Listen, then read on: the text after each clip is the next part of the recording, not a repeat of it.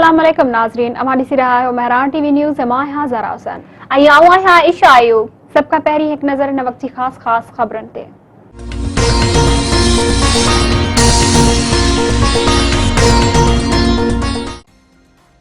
बिजली खां पोइ तेल महांगो, CNG स्टेशन बि 9 ॾींहनि लाइ बंदि। तब्दीली सरकार पेट्रोल 10 रुपया 49 पैसा ऐं डीज़ल 12 रुपया 44 पैसा फी लीटर महांगो करे छॾियो। लाइट डीज़ल जे अघ में 8 रुपया 84 पैसा ऐं गासलेट जे अघ में 10 रुपया 95 पैसा फी लीटर वाध। नोटिफिकेशन जारी। PP ऐं नवाज़ लीग तेल ऐं बिजली अघनि में वाध खे रद्द करे छॾियो। PP चेयरमैन बिलावल भुट्टो ज़रदारी चयो आहे त हुकूमत पेट्रोल ऐं डीज़ल जा अघ तारीख़ जे मथां ई सतह ते पहुचाए महांगाई जो सुनामी आंदो आहे। हुकूमत अवाम खां पंहिंजी नाअहली जी क़ीमत वसूल पई करे। ही कदम साबित करे थो त इमरान ख़ान अवाम दुश्मन वज़ीर आज़म आहे। नवाज़ लीग जे सदर शहबाज शरीफ़ चयो आहे त बिजली खां पोइ तेल अघनि में वाध मिनी बजट जो तसलसल आहे। अवाम जो सिर खाइण बदिरां इमरान ख़ान इस्तीफ़ा ॾे। PDM अॼु फैसलाबाद में सियासी ताक़त जो मुज़ाहिरो करे रही आहे। मरियम नवाज़ चयो आहे त फैसलाबाद में फ़ैसलाइतो जलसो थींदो। हुकूमत अॼु वञे या सुभाणे PDM अञा लॉन्ग मार्च जी तारीख़ तय नाहे कई।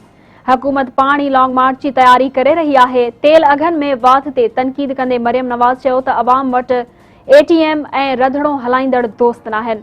न ई हर को बनीगाला में रही सरकारी गाॾियुनि ते सफ़र करे थो। नाणे वारे वफ़ाक़ी वज़ीर शौकत तरीन चयो आहे त कोरोना वबा जे ख़ात्मे ताईं महांगाई में घटिताई न ईंदी। मुल्क जे 40 सैकड़ो आबादी खे टारगेटेड सब्सिडी ॾिनी वेंदी। सॼी दुनिया में तेल ऐं ॿियूं शयूं महांगियूं थी रहियूं आहिनि। सबब जी ख़बर नाहे। वॉशिंगटन में प्रेस कॉन्फ्रेंस कंदे शौकत तरीन चयो त IMF खां $1 अरब मिलण जी उमीद आहे।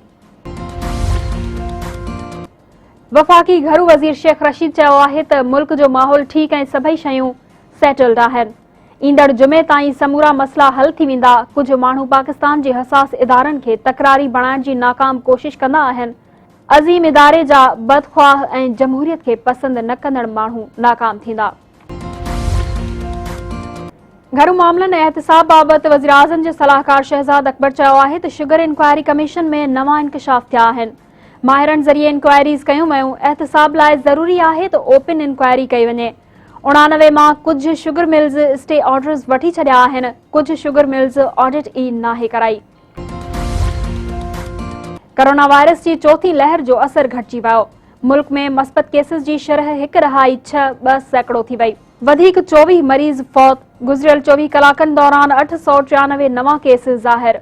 वधीक 13,848 मरीज़ सिहतयाब थिया। कोरोना केसिस में घटिताई सबब सिंध सरकार पाबंदियुनि में वधीक नरमी करे छॾी। हाणे बाज़ारूं हफ़्ते जा 7 ई ॾींहं खुलियल रहंदियूं। दरगाहनि ते हाज़िरी लाइ वैक्सीन लॻल हुअण ऐं मास्क जा शर्त लागू। स्विमिंग पूल्स ऐं अम्यूज़मेंट पार्क बि खोलण जी इजाज़त।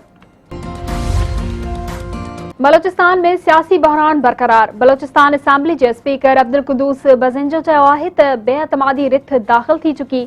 20 अक्टूबर ते असेंबली में फ़ैसिलो थींदो। ॼाम कमाल अदम एतमाद तहरीक जो मुक़ाबिलो करणु चाहे थो त मुक़ाबिलो करे। वॾे वज़ीर ॼाम कमाल चयो आहे त अब्दुल कुदूस बज़ंजो स्पीकर तौरु गैर जानिबदार रहे ऐं पंहिंजे हलफ़ जी पासदारी करे। हैदराबाद में मुख्तियार कार जे घर मां मौल हालत में मिलियल नीगर उस्मान सूमरो जी गाइबाणी जनाज़े नमाज़ नसीम नगर चौक ते अदा कई वई। वॾे अंग में माण्हुनि जी शिरकत। वाक़े बाद थियल भञ ड्राह जो केस 17 ॼातल ऐं केतिरनि ई अणॼातल जवाबदारनि मथां दाख़िल।